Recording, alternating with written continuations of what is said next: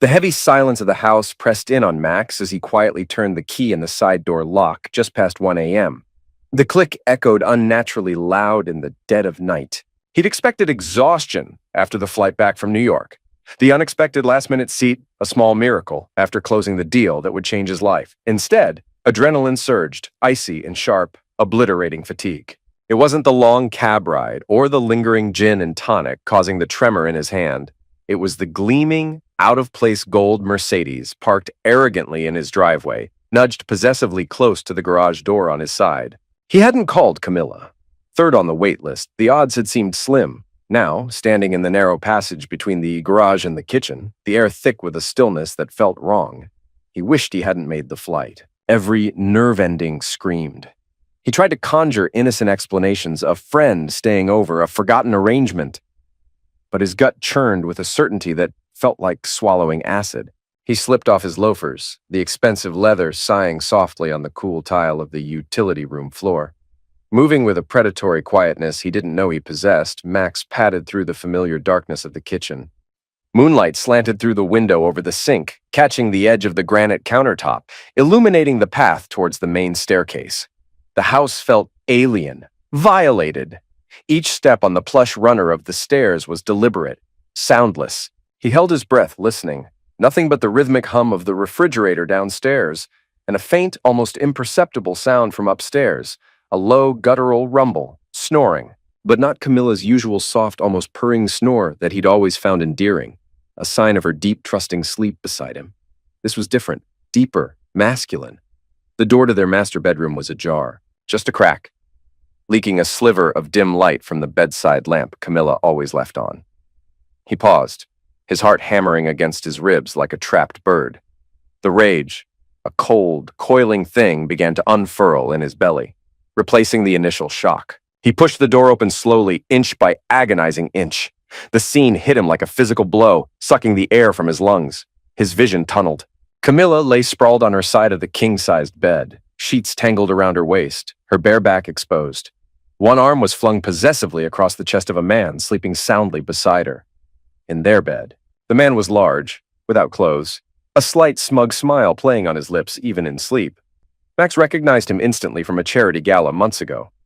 Franklin Thompson, a slick car salesman known for his flashy suits and overly familiar charm. Camilla stirred slightly, nuzzling closer to the stranger, her soft snore now clearly audible, harmonizing obscenely with the man's deeper rumble. The sound, once a comfort, now felt like shards of glass grinding in Max's ears. The intimacy of it, the casual betrayal laid bare under the soft lamplight, shattered something irreparable within him. The love he'd nurtured for over 20 years, the foundation of his life, crumbled into dust in that single, horrific moment. His gaze drifted to the armchair near the window, the one he usually sat in. Neatly folded clothes lay draped over it. Expensive slacks, a silk shirt, boxer shorts. The man's shoes, polished loafers, sat primly beside the chair legs. Max noted the size difference. Thompson was easily 4 inches taller, 50 pounds heavier. The thought of grabbing the tennis racket from the closet flickered, a brief, satisfying image of violent retribution. But he dismissed it. Too messy, too impulsive. This required something colder, more calculated. A new, chilling clarity settled over him. His mind, usually occupied with pharmaceutical compounds and market projections, now worked with a ruthless efficiency. He pulled out his phone, the screen's glow stark in the dim room. He meticulously documented the scene, capturing multiple angles. Camilla's arm draped over Franklin, their intertwined legs, the man's sleeping face, the clothes on the chair. Each click of the shutter felt like a hammer blow driving a nail into the coffin of his marriage. Pictures secured, he moved towards the chair. His movements were fluid, precise. He gathered every item of clothing, the shirt, the slacks, the underwear, the socks. He picked up the shoes. As he held the trousers, a dark, venomous idea sparked in the recesses of his mind, born of the cold fury consuming him. He remembered the small industrial-grade container of rodenticide powder they kept locked away in the garage for occasional pest control issues at their old warehouse.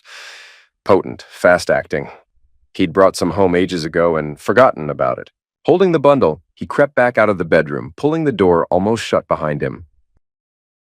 Downstairs, in the garage, illuminated only by the eerie green glow of the security panel, he located the small, plainly marked canister on a high shelf. Unscrewing the cap, the acrid chemical scent hit his nostrils. With deliberate care, he inverted Franklin's trousers and sprinkled a generous amount of the fine, grayish powder deep inside the inner seam area, rubbing it lightly into the fabric lining. He imagined the itching, the burning, the insidious spread of the poison against skin. It was a vicious, disproportionate act, fueled by a blinding need to inflict pain, to defile the man who had defiled his home. He carefully placed the contaminated trousers back with the rest of the clothes. He took Franklin's wallet from the trouser pocket, extracting the driver's license, Franklin Thompson, a Charlotte address, and a wad of cash. He pocketed the cash, a petty act of spite, and tossed the wallet onto the bundle of clothes. He grabbed his own briefcase and duffel bag from where he dropped them near the door. Outside, the gold Mercedes gleamed under the moonlight. He used the key fob he'd found in the trousers to unlock it. He tossed Franklin's clothes, wallet included, onto the passenger floor mat. He slid into the driver's seat, the scent of expensive leather and Franklin's cloying cologne assaulting his senses. He hated fancy cars, always found them pretentious, but as the engine purred to life with a low growl, a surge of unfamiliar power coursed through him. He gripped the wheel, the smooth leather cool beneath his fingers. This car, this symbol of Franklin's intrusion, would become an instrument of his rage. He navigated the silent suburban streets, the powerful engine barely whispering.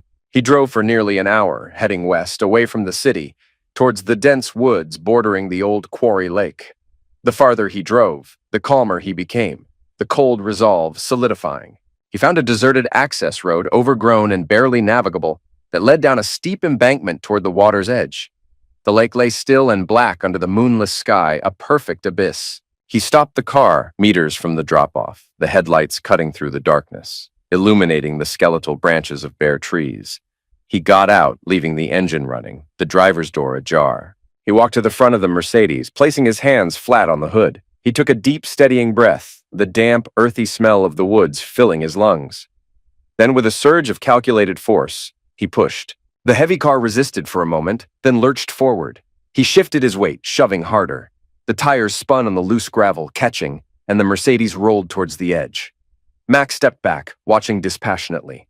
The car tipped, its front end dipping sharply, and then it plunged downwards with a sickening crunch of metal and snapping undergrowth. It hit the water with a surprisingly muted splash, sending ripples across the black surface. The headlights remained on for a few eerie seconds, casting distorted beams up from beneath the water, before flickering out. The car settled, gurgling, air bubbles rising to the surface, and then it was gone, swallowed by the dark, silent depths. Forever. Max stood there for a long moment, the only sound the chirping of crickets and the distant hum of the highway. There was no satisfaction, only a vast, chilling emptiness. He had destroyed the evidence, erased the symbol, but the wound remained, raw and deep.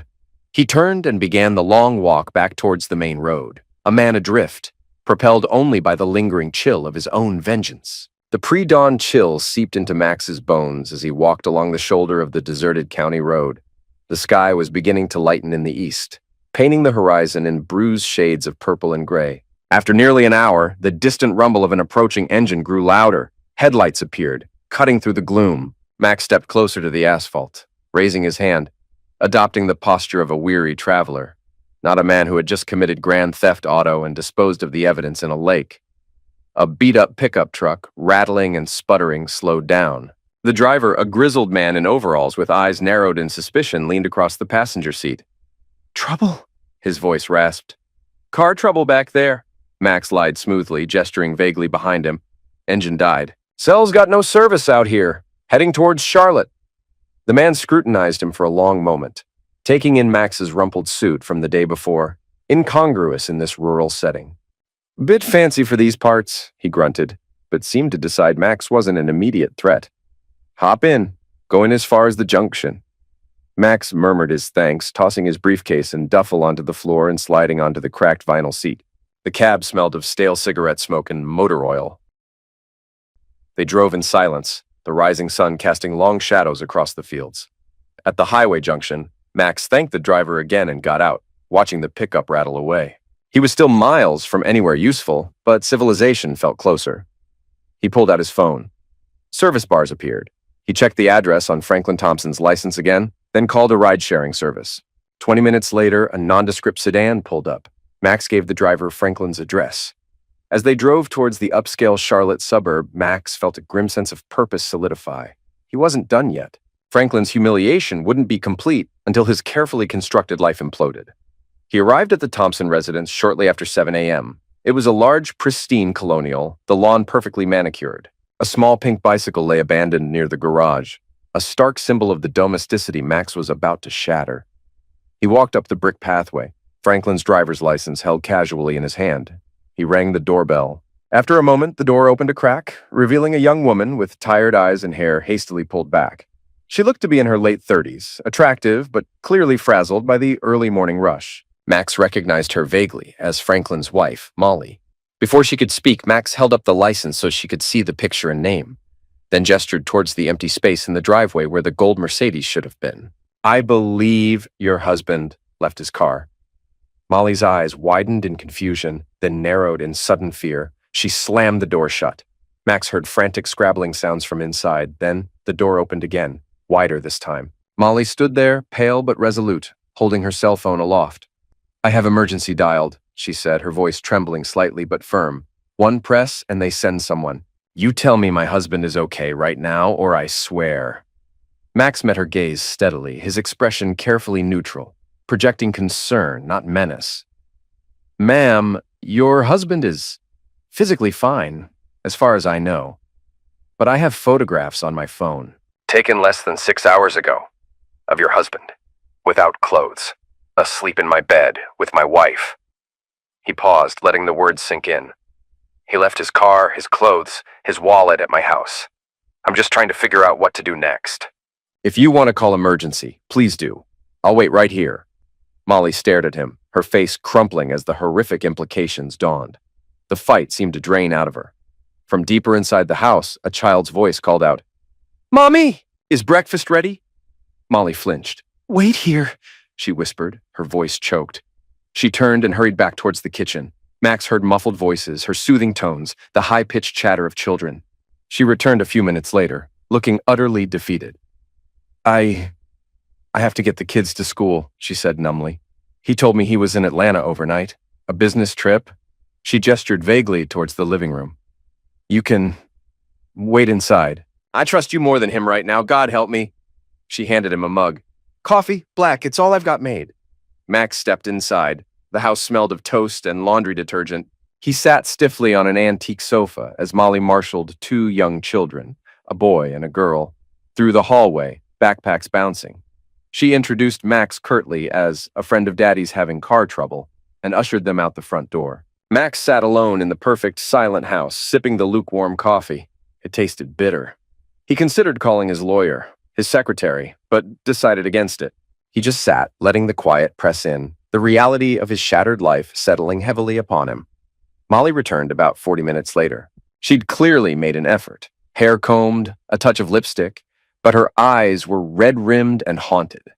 She sank into the armchair opposite him. "I'm Molly Thompson," she said formally, extending a hand. Her grip was cool, trembling slightly. "Currently married to Franklin Thompson, who is apparently currently sleeping with the woman you are currently married to." A humorless bark of laughter escaped Max. Max Tronder. And yes, that sums it up. "My wife's name is Camilla." He briefly recounted the events of the night, the arrival, the discovery, omitting the detail about the poison and the lake, simply stating he'd taken the car and clothes. As he spoke, silent tears tracked down Molly's cheeks. "I'm divorcing him," Molly whispered, her voice raw. "I knew something was wrong. The late nights, the business trips, I just didn't want to believe it." She looked at Max, a flicker of desperate hope in her eyes. "Those pictures, do you still have them? I might need them." Max nodded slowly. "I do. But Molly," he leaned forward slightly, adopting a tone of shared pain. "Think carefully. Seeing them, it burns the image into your head. It makes forgiveness, if that's ever a possibility for you, infinitely harder." I decided not to look at them again myself. He saw the conflict in her eyes. "Tell you what, I won't send them unless you ask. If you need them for the divorce, call my lawyer. I'll give you his details." He can handle it discreetly. Molly seemed to deflate with relief. Thank you, that's considerate. She wiped her eyes. So, what now? Are you giving the car back? Are you going to wait here and beat him up when he eventually slinks home? A cold smile touched Max's lips. Actually, Molly, the car, it seems to be registered in your name. Franklin mentioned something about tax reasons when I looked through his wallets. Molly blinked. Then a slow, dangerous light dawned in her eyes. He did do that. Said it was better for depreciation. She trailed off, thinking. So, technically, I own the car. Technically, Max agreed smoothly. A plan began to form, visible on Molly's face as her expression shifted from victim to strategist. You know, she said, her voice gaining strength, there have been a lot of break-ins around here lately. We have a security system, very loud, direct line to the police. She looked at Max, a glint of grim satisfaction in her eyes.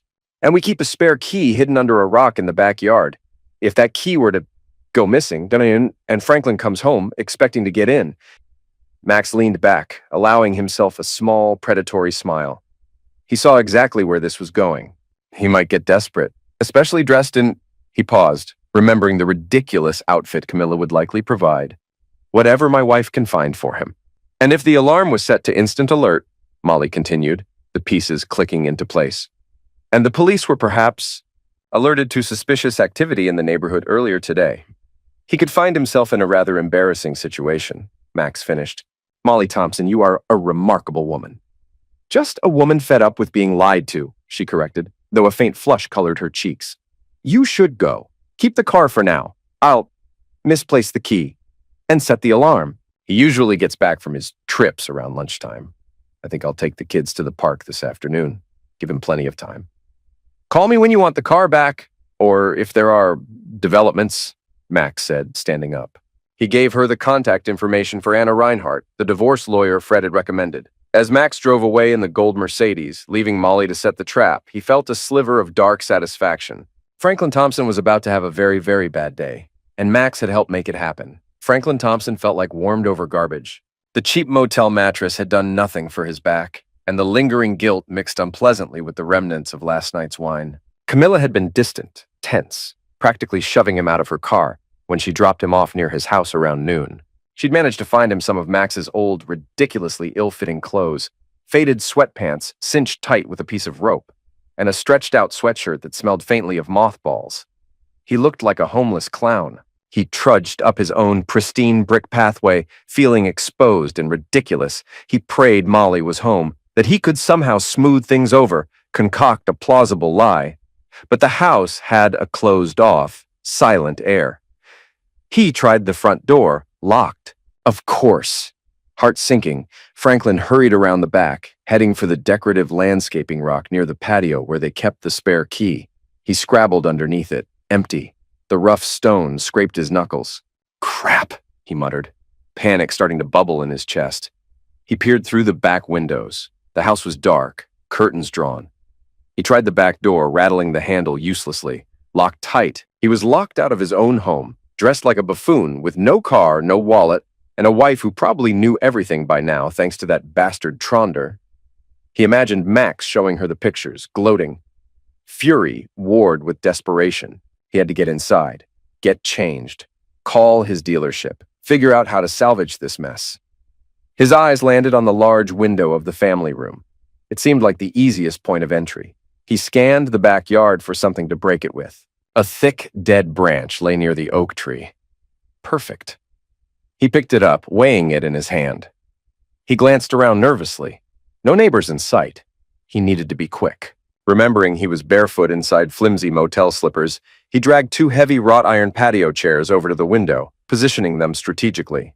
He could smash the glass, then carefully climb over the chairs, minimizing contact with the shards. He took a deep breath, hefted the branch, and swung hard. The window exploded inwards with a satisfyingly loud crash. But the satisfaction was immediately drowned out by a deafening, high-pitched wail. The house alarm. Piercing, relentless. Crap! Crap! Crap! Franklin scrambled onto the first chair, then the second, trying to hoist his large frame through the jagged opening. He felt glass slice into his shin, warm blood trickling down his leg. He had to get to the keypad in the hallway. Shut the thing off before... Freeze! Police! Hands where I can see them! Franklin froze mid-climb, one leg inside the house, the other dangling precariously. He twisted his head. Two uniformed officers stood at the edge of his patio, tools drawn, aimed squarely at him. "Drop the branch, get down, slowly," the taller officer commanded, his voice hard as steel. Franklin let the branch clatter to the patio stones. He tried to back out carefully, but his foot slipped on the chair. He tumbled backwards, landing hard on the flagstones with a painful grunt, shards of glass digging into his palms. "Officers, wait! This is my house!" Franklin gasped, trying to sit up, holding his bleeding hands. "I live here! I lost my key!" The officers advanced cautiously, tools still trained on him. "Stay down! Put your hands behind your back!" "But I'm telling you!" Franklin protested, trying to push himself up. In a swift, brutal movement, the taller officer lunged forward, shoving Franklin face first onto the cold flagstones. A knee pressed hard into his back, grinding his cheek against the rough surface. Pain shot through his shoulder as his arms were wrenched behind him. "I said stay down!" the officer snarled, the smell of stale coffee and aggression close to Franklin's face. Metal clicked tightly around his wrists, biting into the skin. "You have the right to remain silent!" The officer began rattling off the Miranda warning as Franklin struggled futilely against the weight pinning him down. "Listen to me. Call my wife, Molly Thompson. She can tell you." "I locked myself out!" Franklin pleaded, his voice muffled against the stone. The officer yanked him roughly to his feet. Franklin staggered, his face scraped and bleeding, dignity shredded along with his ridiculous clothes. He looked wildly at the officers, trying to make them understand. "My car was stolen. My wallet. That's why I—" The second officer, younger, with a look of profound disgust on his face, stepped close. "Shut your mouth, scumbag." And then, with calculated contempt, the officer spat, a gob of saliva landing wetly on Franklin's cheek. Humiliation burned hotter than the pain. Franklin recoiled instinctively, a strangled noise of outrage escaping him. This only seemed to amuse the officers. The taller one shoved him forward towards the street where a patrol car waited, its lights flashing, drawing the attention of curtain-twitching neighbors. But my wife," Franklin stammered, desperation clawing at him. "Yeah, we talked to a Molly Thompson," the taller cop said with heavy sarcasm as he opened the back door of the cruiser. "Said her husband's out of town. Said anyone trying to break in her house is a burglar and she hopes we lock him up and throw away the key." He shoved Franklin unceremoniously into the back seat. "Looks like your luck just ran out, pal." As the patrol car pulled away, leaving behind the shattered window and the staring neighbors, Franklin Thompson finally understood. Max Tronder hadn't just taken his clothes and his car. He had orchestrated his complete and utter ruin. The acrid smell of the police car, the throbbing pain, the sting of spit on his cheek. It was nothing compared to the cold dread pooling in his stomach. His life, as he knew it, was over. The months following the implosion were a blur of legal proceedings and quiet, simmering resentment for Max. Anna Reinhardt, his divorce lawyer, proved ruthlessly efficient. Armed with the photographic evidence of infidelity and Max's cold determination, she hammered out a settlement heavily favoring him.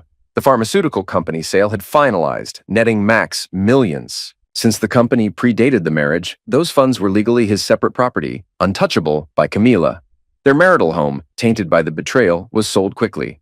Max ensured the equity split reflected Camilla's diminished position. She walked away with significantly less than half, barely enough for a down payment on a small condo in a less desirable part of Charlotte. Alimony was minimal and short-term, justified by Camilla's ability to work as a paralegal and Max's need to preserve his now separate assets. He covered the girl's remaining Duke tuition, framing it as his unwavering paternal duty, further isolating Camilla. Franklin Thompson's life spiraled downwards even faster.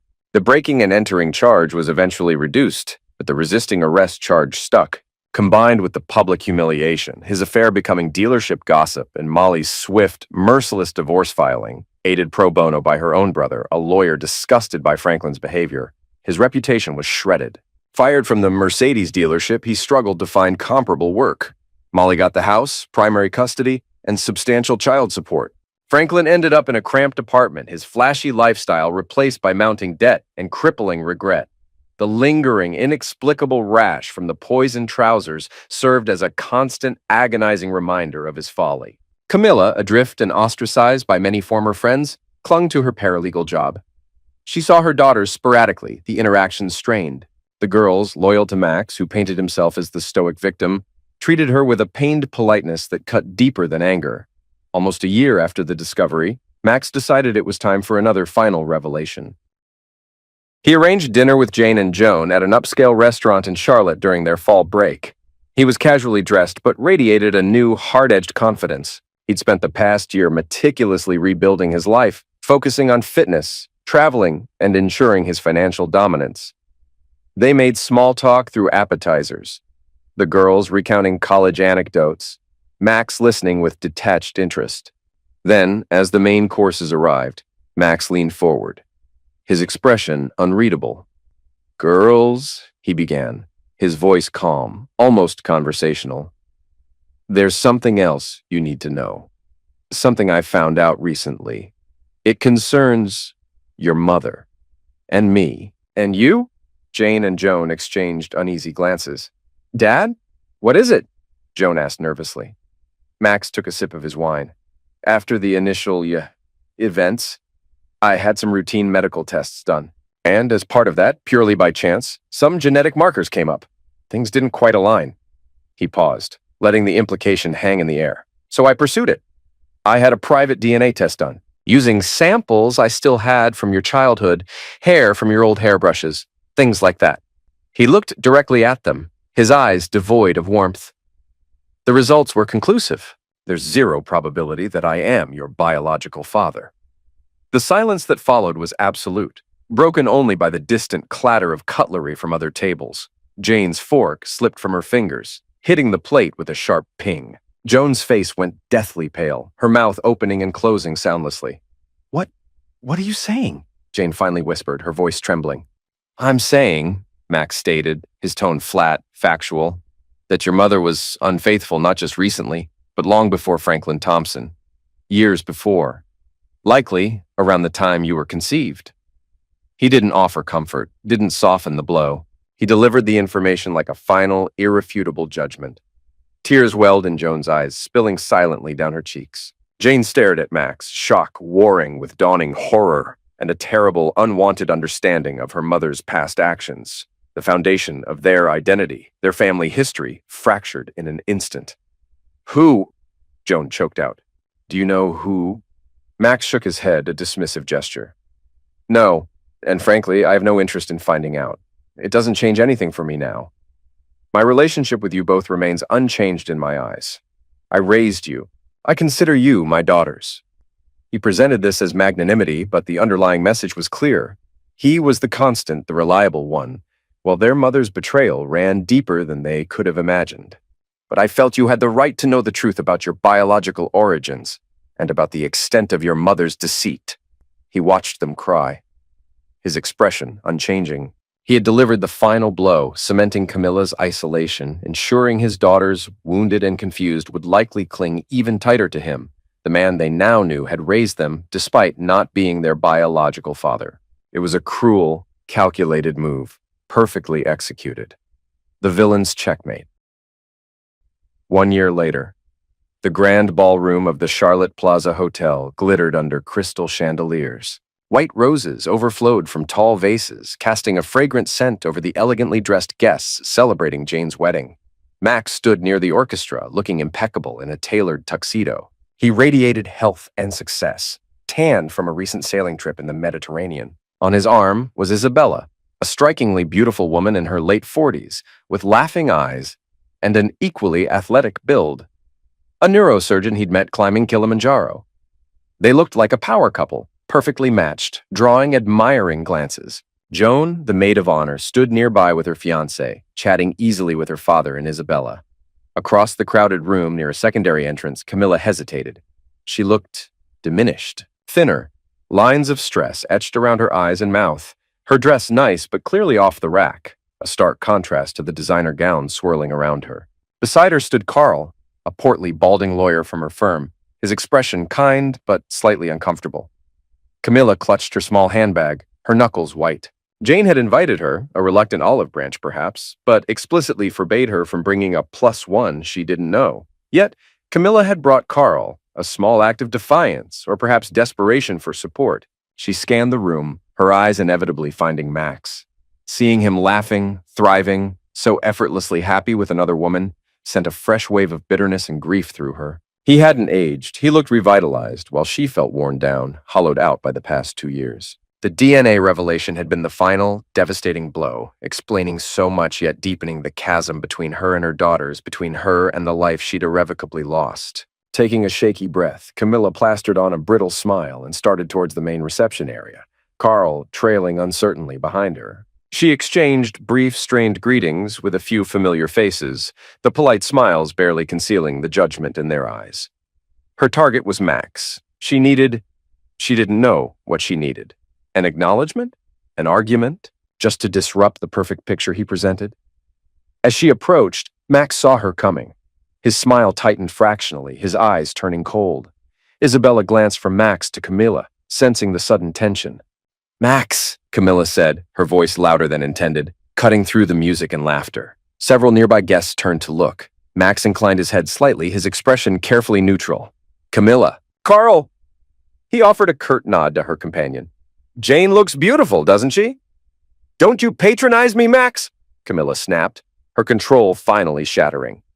The carefully constructed composure dissolved, replaced by raw, ugly resentment. "Standing there like the lord of the manor, you think you're so perfect, don't you? You ruined my life!" "Camilla," Max said, his voice dangerously low, "this is neither the time nor the place." "Oh, isn't it?" she shot back, her voice rising, attracting more attention. Joan hurried over, her face pale with alarm. "You poisoned them against me, told them lies, made yourself out to be the poor victim." "Mom, please!" Joan begged, trying to pull her gently away. "Don't do this, not here, not today." Camilla shook off her daughter's hand. "He took everything. My home, my friends, my daughters." Her eyes blazed with a mixture of fury and tears. "You think that DNA crap gives you the right?" "You think that makes up for how you calculated every move to destroy me?" "The only person who destroyed you, Camilla, was yourself," Max retorted, his voice like ice chips. "Your choices, your lies. Spanning decades." Fueled by rage and perhaps too much pre-reception champagne, Camilla lunged at him, her hand raised, aiming to slap his smug face. "You bastard!" Max reacted instantly, catching her wrist in a grip like steel before her hand could connect. He held her there, his eyes boring into hers. "I don't make an even bigger fool of yourself than you already have." Carl, flustered and clearly out of his depth, stepped forward awkwardly. "Here now, Max. Let her go. There's no need for—" Before Carl could finish, Max released Camilla with a slight shove that sent her stumbling back against a floral arrangement. He then turned his cold fury on Carl. "Stay out of this, ambulance chaser. This is family business you stumbled into."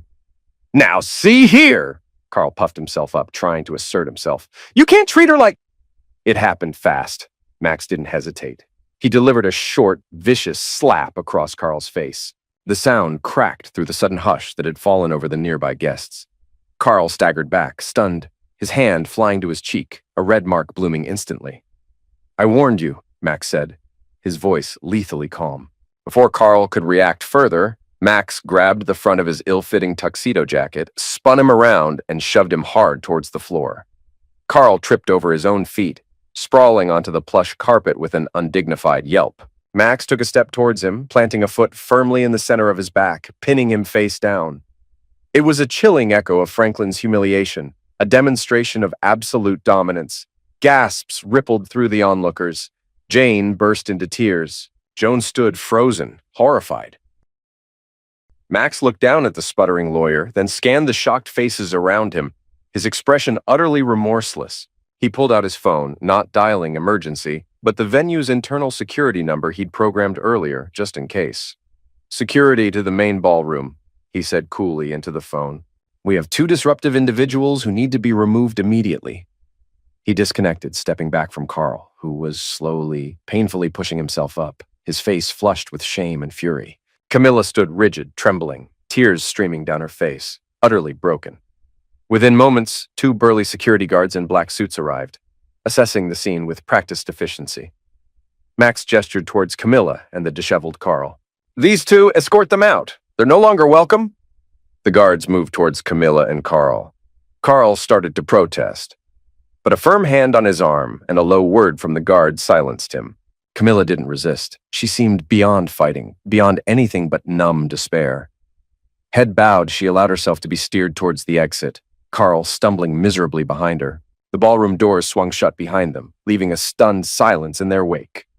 Max calmly straightened his tuxedo jacket, adjusted his cufflinks, and turned back to Isabella and his daughters, his face a mask of controlled composure. The music started up again, hesitant at first, then regaining its rhythm. Guests averted their eyes, murmuring amongst themselves, pretending normality. Max met Isabella's troubled gaze and offered a tight, reassuring smile that didn't reach his eyes. He had won. Utterly, brutally, and publicly.